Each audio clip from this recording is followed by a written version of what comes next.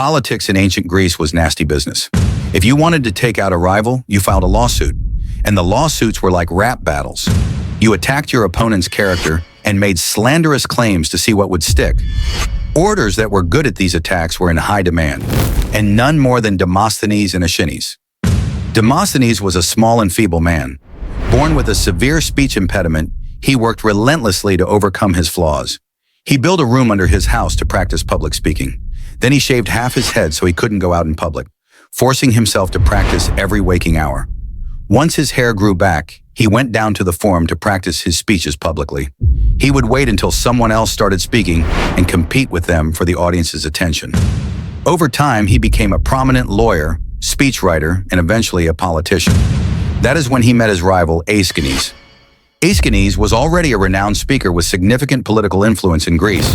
When Philip of Macedon started conquering Greek states, these two orators found themselves on opposite sides of the issue. Aeschines wanted to submit to Philip and avoid a battle. Demosthenes thought the only way to guarantee Athens' freedom was to fight Philip. They engaged in lawsuits and tried to tear each other down. After a cutthroat battle in court, Demosthenes won his countrymen's hearts and convinced Greece to oppose Philip. And this is why advertising legend David Ogilvy said he wanted his advertisements to be like Demosthenes' speeches. Ogilvy wrote that when Aeschines spoke, they said it sounded pretty.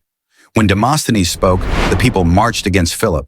And David Ogilvy wanted his ads to inspire action. He wanted to make the cash register ring.